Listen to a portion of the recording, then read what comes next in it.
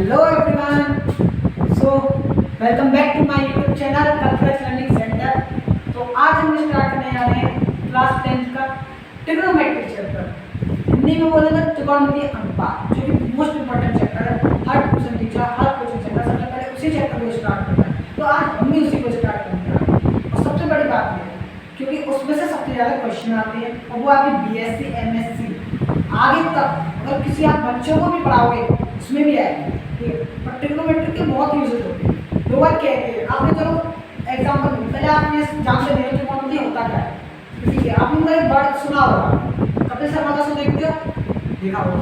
अब आपने कपिल शर्मा के शो में सिद्धू पाजी नाम के थे होस्ट, तो सिद्धू पाजी थे, उन्होंने एक स्टेटमेंट दी थी कि sine theta cos theta tan theta, ये जो हमने हाई स्कूल लेवल में पढ़े हैं ये कभी काम नहीं आते, ठीक है।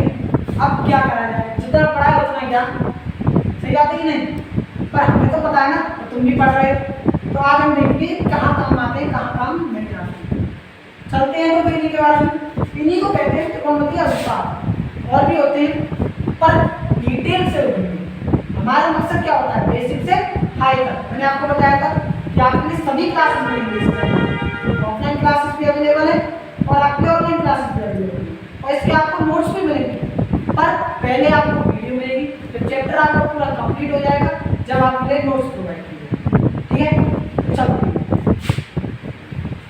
तो त्रिकोणमितीय ट्रिग्नोमेट्री रेशियो, हिंदी में बोले त्रिकोणमितीय अनुपात होता क्या। पहले आप दुनिया में अनुपात के बारे में पढ़ो। जब भी आप ट्रिग्नोमेट्री की बात आए, त्रिकोण मतलब तीन कोण, त्रिकोण मतलब तीन कोण, तीन एंगल, थ्री एंगल की बात हो रही है। अब ये बताओ थ्री एंगल किस में होते हैं, सोचो तीन एंगल किस में होते हैं, किस स्ट्रक्चर में तीन एंगल होते हैं, ट्रायंगल। सोच लिया होगा आपने, कमेंट भी कर दिया होगा, मुझे पता है आप यार हम गवा रहे हैं, ठीक है, ऐसी बात नहीं है। तो देखो तीन एंगल किस में होते हैं, ट्रायंगल। तो जब ट्रायंगल की बात कर रहा हूँ मैं, पहले आप ट्रायंगल को पढ़ते हैं, बेसिक से हाई तक जाना है। ये नहीं कि डायरेक्ट में त्रिकोणमितीय रेशियो से स्टार्ट कर लो, क्योंकि इससे आपके लिए नुकसान होगा। क्योंकि मुझे पता है आप वो बच्चे भी आ रहे हैं जिन्होंने कुछ नहीं पढ़ा है 8th तक 9th तक, जो यूट्यूब के सारे पेपर क्रॉस करना चाहते हैं, पास करना चाहते हैं, ठीक है। कोई आदमी हम हाथ पकड़ के उन्हें पास भी कराएंगे, शुरुआत से लेकर चलते कि ट्रायंगल होता है। जब भी आप ट्रायंगल की बात करें, तो हिंदी वालों के लिए, पर इंग्लिश में मैं लिख के इसलिए बता रहा हूँ क्योंकि आगे इंग्लिश में आता है, मैं हिंदी में भी बता दिया हूँ। हिंदी में होते हैं त्रिभुज, ठीक है। और ट्राइंगल, ट्राई माने होता है थ्री, एंगल माने होता है कोण, हिंदी में बोले तो कोण। जब तीन कोण हो, तो ट्राइंगल में सबसे पहली बात क्या होती है, तीन कोण होते हैं। क्या होते हैं, तीन कोण होते हैं, ठीक है। पहला कोण, दूसरा कोण, तीसरा कोण। अब ट्राइंगल बनता कैसे, अगर आपने तीन लाइन, क्या ये तीन लाइन उनको एक दूसरे पर काटा, तीनों लाइन को एक दूसरे पर काटा, तो देखो उनके बीच में कोण बनेगा, ये कोण बन गया। अब आपने देखा तो कोण कितने बनने हैं, तीन कोण बनने हैं। जब तीन कोण बनने हैं तो क्या कहलाएगा, हमारा ट्रायंगल कहलाएगा। कोई दिक्कत, लाइन के बारे में तो आप जानते होंगे, जब कोई दो पॉइंटों को मिला लेते हैं तो क्या बनती है, हमारे लाइन बनती है। कोई दिक्कत। अब ये तो हो गया एंगल की बात, मुझे नाम से बताया। अब ट्रायंगल में होते होते क्या होते हैं, पहली चीज तीन तो साइड होंगी। जब तीन लाइन को मिला रहे तो तीन साइड हो गई, मतलब कि तीन भुजा। दूसरा तीन क्या होंगे आपके, एंगल होंगे, मतलब कि कोण। अब मैंने बताया था तीन लाइन एक दूसरे को क्या करती है, काटती है। जब कोई दो लाइन एक दूसरे को प्रतिच्छेद करती है, मतलब कि काटती है, तो उनके बीच में जो पॉइंट होता है, उन पॉइंट पे क्या होता है, एंगल होता है, मतलब कि कोण होता है। अब आपसे पूछ लिया है कभी एंगल होता क्या है, पूछ लेते हैं, बता नहीं पाते हैं बच्चे, इसमें बेइज्जती हमारी होती है, तो हम आपको बताते हैं। देखो एंगल होता क्या है, सिंपल जो मैंने भी बताया। अगर दो लाइन है, अगर दो लाइन आप एक दूसरे को काट रही हैं, अब जिस पॉइंट पर काट रही है उस पॉइंट में देख लीजिए, तो उस पॉइंट पे इन दोनों लाइनों के बीच का जो झुकाव होता है ना, झुकाव मुड़ा, ये जो इतनी झुक रही है, इधर से ये इतनी झुक रही है, इधर से इतनी झुक रही है, वो क्या कहलाता है, आपका एंगल कहलाता है।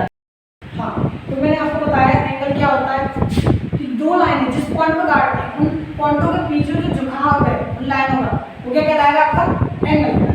यहाँ तक कोई दिक्कत? अब देखो ये हो गया, तीन साइड हो गए, तीन एंगल हो गए। तीसरा पॉइंट क्या है? तीन होते हैं वर्टेक्स। वर्टेक्स मतलब हिंदी में बोले तो शीर्ष। जो मेन पॉइंट कॉलेज वाले होते हैं ना, जैसे कि आपने पिरामिड देखा होगा, पिरामिड के जो ऊपर जो ट्रायंगल सा पॉइंट होता है तीखा सा, या तीर के पॉइंट में जो तीखा सा होता है, ठीक है, वो क्या कहलाता है? हमारा वर्टेक्स। जैसे कि ट्रायंगल में एक ये हो गया, एक ये हो गया, एक ये हो गया। सिंपल में हम ये भी कह सकते हैं 3 पॉइंट्स। तो जब ये सारी चीज कंडीशन फॉलो हो रही होगी तो क्या बनेगा? एक ट्रायंगल बनेगा। क्या बनेगा? ट्रायंगल। अब बात करने जा रहे हैं टाइप्स ऑफ ट्रायंगल के बारे में, ठीक है। जो टाइप्स ऑफ ट्रायंगल में मैं आपको ज्यादा नहीं करा रहा, सिंपल सा एक बता दे रहा हूं जो कि आपके लिए इंपॉर्टेंट है, क्योंकि फिर चैप्टर हो जाएगा आपका बड़ा और आप भी फिर बोर होगे वीडियो देखने के लिए, ठीक है। कम बच्चों जो भी बच्चे हैं उनके लिए बता रहा था मैं जो अब मेन वाला लेकर चलो। पहले हम देखें अगर टाइप्स ऑफ ट्रायंगल की बात करें तो टाइप्स ऑफ ट्रायंगल जो है 2 बेस पर निकाले जाते हैं, मतलब कि 2 आधार पर निकाले जाते हैं। अब जैसे कि किसी भी टाइप की बात करें, अब जैसे कि यहाँ पे आपके पास ये एक कुर्सी है, आपने देखी, ओके, ये कुर्सी है। अब आपने कहा कि कुर्सी का टाइप बताना है, तो आप किस आधार पर बताओगे? या तो कुर्सी के साइज के आधार पर बताओगे, या कुर्सी के आकार के आधार पर बताओगे, या कुर्सी की क्वालिटी के आधार पर बताओगे, कुर्सी कैसी है, ठीक है। ये तो हो गया आपके टाइप्स, उसी हिसाब से आपके रेट होते हैं। अब आप किसकी बात कर रहे हो? ट्रायंगल की। ट्रायंगल को किस आधार पर बताओगे? उसको उसकी गुण के आधार पर बताओगे। अब उसकी गुण किस चीजों में देखोगे? जैसे हमने इसकी कुर्सी को किस में देखा था? साइज में, आकार में और क्वालिटी में। और यहाँ पे कितने पॉइंट है? 3 पॉइंट थे, साइड, एंगल और वर्टेक्स। तो वर्टेक्स को फिक्स रहेंगे तो क्या बचे? साइड और एंगल। साइड और एंगल के आधार पर होते हैं, ट्रायंगल के बेस जो होते हैं प्रकार साइड के आधार पर होते हैं और एक एंगल के आधार पर। अब हमें मतलब है एंगल का और साइड के आधार पर, 2 आधार पर होते हैं, ठीक है।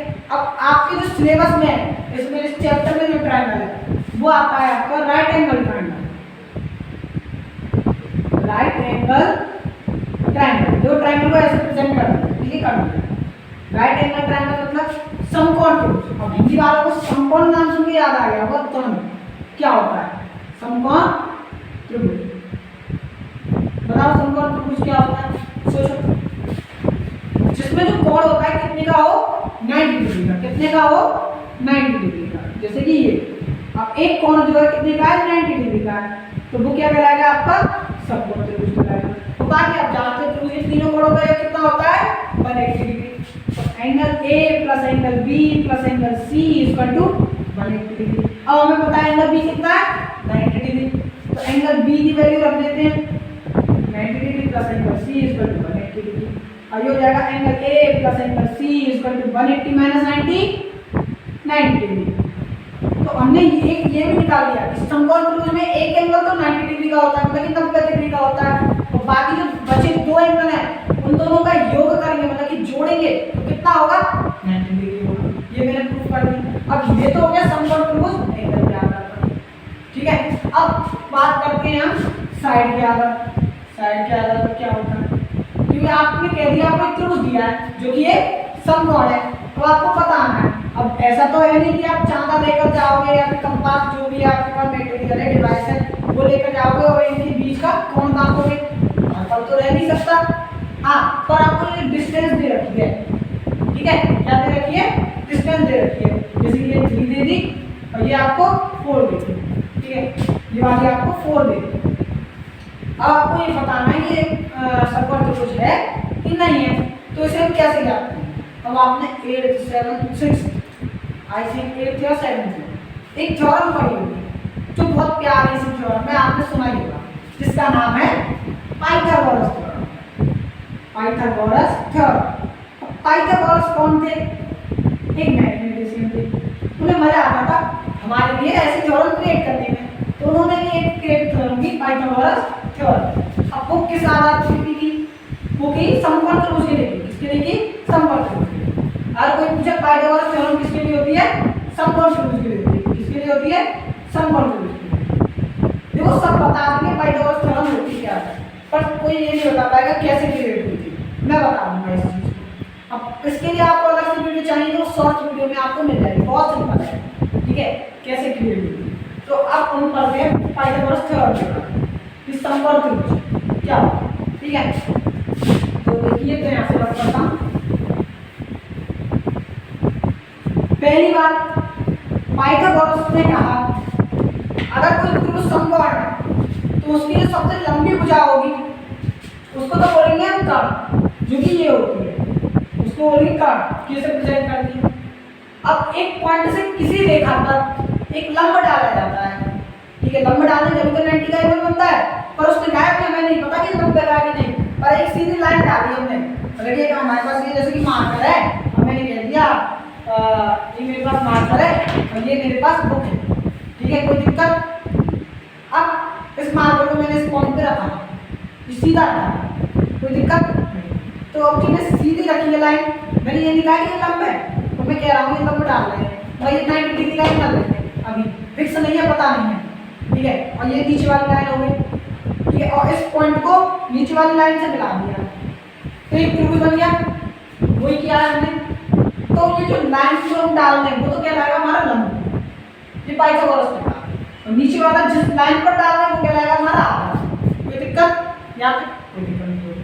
अब पाइथागोरस ने एक स्टेटमेंट दी जिससे का नाम है k² बराबर l² प्लस a², मीन्स कर्ण का वर्ग बराबर होता है लंब का वर्ग प्लस आधार का वर्ग। अगर हमारे पास लंब है, आधार है, कर्ण है, तीनों मिलकर एक ट्रायंगल बना रहे हैं जो कि एक समकोण त्रिभुज होगा, क्योंकि कहा है अगर समकोण त्रिभुज है तो कर्ण लंब आधार जरूर होगा। अब लंब है, आधार है, कर्ण, लंब और आधार के वर्ग करके इनको जोड़ दो तो वो तीसरी भुजा जो है कर्ण उसके वर्ग के बराबर होगा। और एक चीज याद रखना, कर्ण जो है समकोण त्रिभुज में किस कौन सी सबसे बड़ी भुजा कौन सी होती है? कर्ण होती है, सबसे बड़ी भुजा। कैसी होती है? सबसे बड़ी भुजा। सिंपल, समझते रहना। अब मैं एग्जांपल दे रहा हूँ, हमें प्रूव करना है पाइथागोरस थ्योरम से कि एक समकोण त्रिभुज है कि नहीं है। तो देखो, ये 3 दिया था, 4 दिया था, तो लंब की जगह तो लंब की वैल्यू रख दो और आधार की जगह आधार। तो लंब बराबर क्या है हमारा 4 का स्क्वायर, आधार क्या है 3 का स्क्वायर। अब कर्ण स्क्वायर बराबर 4 चौक 16, 3 दिया ना, कोई दिक्कत? यहाँ पे 5 और दिया है, हमें प्रूफ करना है ना, मैंने डाला, ठीक है, प्रूफ करना है। तो एक कर्ण के बराबर 5 है, ठीक है, वैल्यू ये 5 का स्क्वायर। अब ये 5 का स्क्वायर तो कितना होगा 25, और ये होगा 25 दोनों बोलोगे। अब आपने देखा जब हमने दोनों को सॉल्व किया तो क्या आ रहा है? LHS equal RHS।